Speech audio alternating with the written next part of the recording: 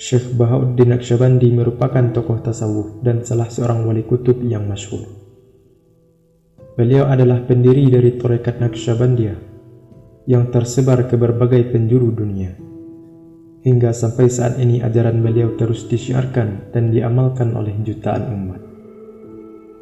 Nama lengkapnya ialah Muhammad Bahauddin bin Muhammad Asy-Syarif Al-Husaini Al-Hasani Al-Uwaisi Al-Bukhari, dan dikenal oleh murid-muridnya dengan sebutan Syekh Bahauddin Naqsyabandi.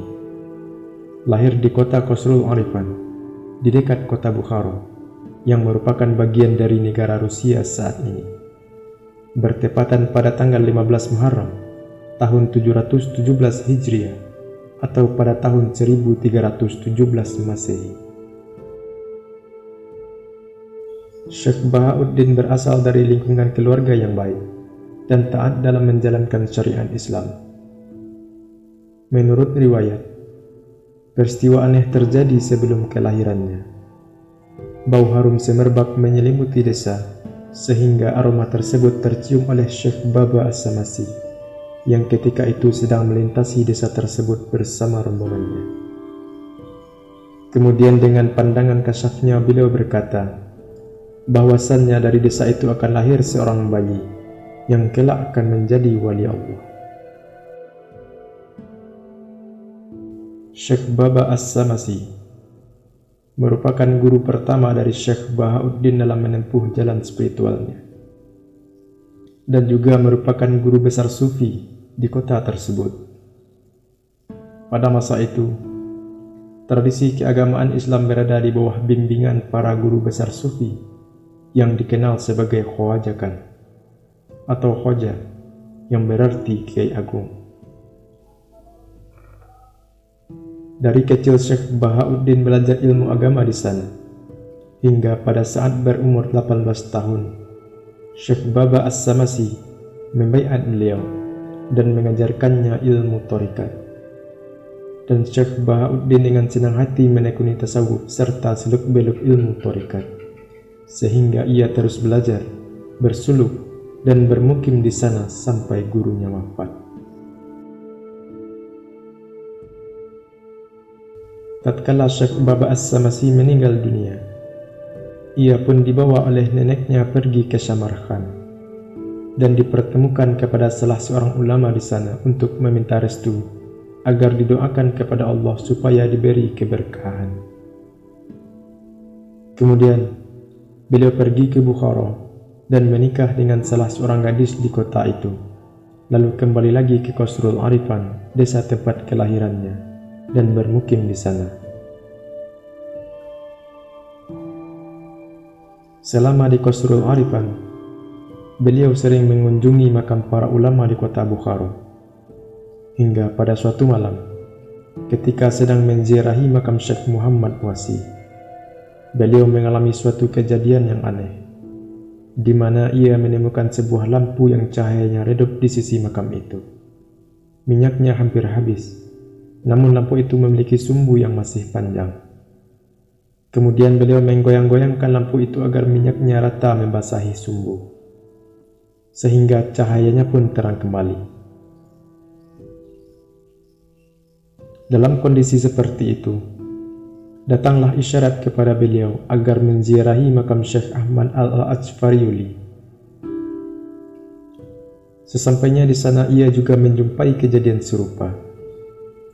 Lalu tiba-tiba datanglah seseorang yang tidak dikenal dan membawanya ke makam Syekh Musda'ahar.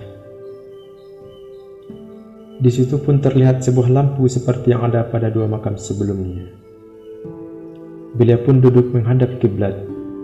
Tiba-tiba dinding yang ada di depannya pun terbelah, dan bersamaan dengan itu muncullah sebuah kursi yang berbentuk mimbar. Di atasnya terlihat seorang laki-laki yang berperawakan tegap duduk di tempat itu. Di sekitar mimbar hadir sejumlah jamaah yang diantaranya merupakan seseorang yang ia kenal, yaitunya Syekh Baba As-Samasi. Kemudian salah seorang di antara mereka menjelaskan bahwa yang duduk di atas mimbar itu ialah Syekh Abdul Khaliq Al-Fajdwani, dan yang lainnya itu merupakan khalifah-khalifahnya. Lalu orang itu pun memperkenalkan satu persatu nama dari para syekh tersebut. Namun tatkala sampai kepada Syekh Baba As-Samasi, orang itu pun berkata, "Dialah orang yang telah memberimu kopiah itu. Kenalkah Anda dengannya?" Syekh Bahauddin pun menjawab, "Iya, beliau adalah guru saya." Kemudian, Syekh Bahauddin pun teringat akan kopiah itu, yang telah dilupakannya sejak lama. Sebuah kopiah kerajaan yang biasa dipakai oleh pejabat negara, karena memang sebelumnya ada yang mengirimkan kopiah itu kepada beliau. Lalu orang itu melanjutkan, "Kopiah itu sekarang ada di rumahmu, dan berkat kopiah itu Allah telah menyelamatkanmu dari cobaan besar."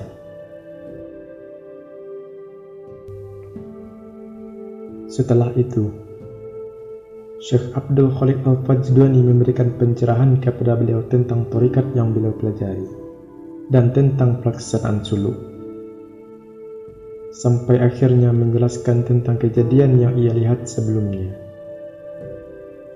Lalu Syekh Abdul Khaliq pun berkata bahwa lampu yang Ananda lihat itu merupakan berita gembira, sebuah isyarat bahwa Ananda masih siap menerima tharikat ini. Lalu Ananda menggoyangkan lampu itu supaya minyaknya rata membasahi sumbu, sehingga lampu itu pun terang kembali. Hal itu memberikan isyarat bahwa ada beberapa rahasia yang akan terungkap bagimu.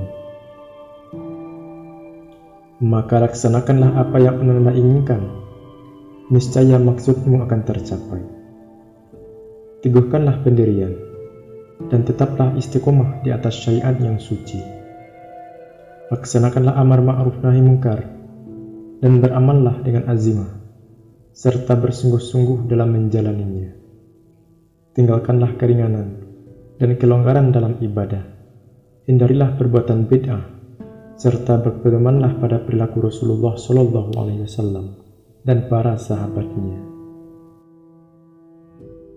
Setelah Syekh Abdul Khaliq menyampaikan nasihat itu, maka syekh yang lainnya lagi berkata, "Jika ingin membuktikan kebenaran yang Anda alami sekarang ini, maka besok jumpailah Maulana Syamsuddin Al-Anikuti. Ceritakanlah kepadanya tentang yang dikatakan orang Turki kepada tukang air. Jika tukang air itu menyangkal, katakanlah padanya, aku mempunyai bukti bahwa Anda telah menggauli wanita yang bukan muhrim sampai ia hamil. Lalu ia menggugurkan kandungannya dan dikuburkan di bawah pohon kurma." Kemudian syekh itu melanjutkan,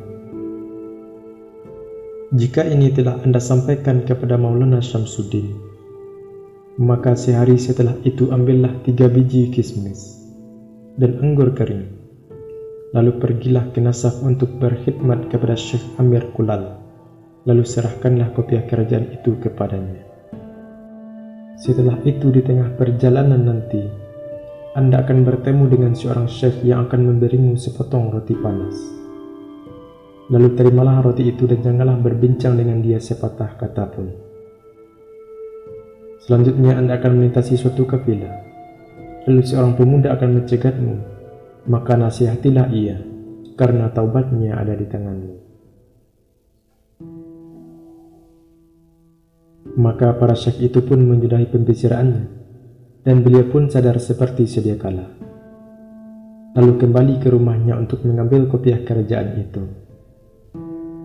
Kemudian, Syekh Bahauddin pun pergi ke sebuah desa dekat kota Bukhara, lalu singgah di masjid Maulana Syamsuddin dan sholat subuh di sana. Tidak lama setelah itu muncullah seorang tukang air, lalu dia menyangkal pernyataan orang Turki, sebagaimana yang telah diterangkan oleh para syekh itu pun sebelumnya. Dia membantah melakukan zina, lalu beliau menunjukkan bukti-buktinya. Para jamaah di masjid itu pun menggali kuburannya, dan ternyata memang benar di sanalah janin hasil perzinahan itu dikuburkan. Si tukang air itu pun terdiam dan meminta maaf atas kejadian itu. Kemudian pada keesokan harinya beliau menuju ke Nasab, melalui jalan yang telah ditunjukkan. Setelah sampai di sana, beliau mengambil 3 biji kismis, lalu bertemu dengan seorang syekh. Dan syekh itu memberinya sepotong roti panas, kemudian beliau mengambilnya tanpa mengucapkan sepatah kata. Setelah sampai di suatu kafilah, salah seorang dari mereka bertanya, "Dari manakah Anda?" Lalu beliau menjawab, "Dari Anbakia." "Kapankah Anda meninggalkan Anbakia?" sahut orang itu kembali. "Ketika matahari terbit pagi tadi." Namun ketika itu matahari telah meninggi, yakninya waktu duha. Mereka pun keheranan mendengar pernyataan itu. Lalu mereka berkata, "Jarak antara desa itu dengan tempat ini lebih kurang 100 km. Sedangkan kami meninggalkan desa itu awal malam tadi." Dan tidak lama setelah itu datanglah seorang penunggang kuda, lalu berhenti tepat di depan beliau. Syekh Bahauddin pun memberi salam kepadanya. Kemudian orang itu berkata, "Siapakah Anda?" Beliau menjawab, "Sayalah orang yang akan menasihatimu, karena taubatmu ada di tanganku." Maka orang itu turun dari kudanya dengan hormat dan rendah hati, lalu kemudian menyatakan taubatnya dan membuang semua minuman keras yang dibawanya. Setelah sampai di kediaman Syekh Amir Kulal, beliau memberikan kopiah wasiat itu kepadanya. Maka Syekh Amir Kulal pun mengetahui bahwa yang ada di hadapannya itu ialah Syekh Bahauddin, sebagaimana yang telah diwasiatkan kepadanya oleh Syekh Baba As-Samasi untuk mendidik serta membimbingnya. Syekh Amir Kulal juga merupakan murid dan khalifah dari Syekh Baba As-Samasi, di mana sebelum Syekh Baba As-Samasi wafat, beliau telah diperintahkan untuk mengajari Syekh Bahauddin. Maka Syekh Bahauddin pun bersahabat dan belajar dengannya. Di bawah bimbingan Syekh Amir Kulal, beliau mendapatkan talqin zikir nafi isbat, yakninya membaca kalimah la ilaha illallah di dalam hati. Beliau berkhalwat atau bersuluk di sana selama beberapa waktu yang ditentukan, sambil mengamalkan zikir tersebut, mengingat perintah dari Syekh Khalid Al-Fajdani sebelumnya, supaya beramal dengan sungguh-sungguh, tidak mengamalkan yang rusak, serta meninggalkan keringanan dan kelonggaran dalam ibadah. Maka beliau pun mengamalkannya dengan penuh keyakinan. Setelah menerima talqin zikir itu, kemudian beliau bergaul dengan alim ulama untuk memperdalam ilmu syariat, mengutip hadis-hadis Rasulullah SAW, serta mempelajari perilaku para sahabat dan mengerjakan semua yang diperintahkan. Berkat kesungguhan dan keyakinan, maka beliau pun mendapatkan syafaat dan berhasil dengan baik. Beliau merupakan penerus dari Syekh Amir Kulal dan mendapatkan pengajaran ilmu tarikat dari Syekh Abdul Khalid Al-Fajdani melalui alam ruhaniyah, serta masyhur dengan berbagai macam karomah yang disaksikan oleh para murid-muridnya. Beliau wafat pada bulan Rabiul Awal tahun 791 Hijriah atau pada tahun 1390 Masehi.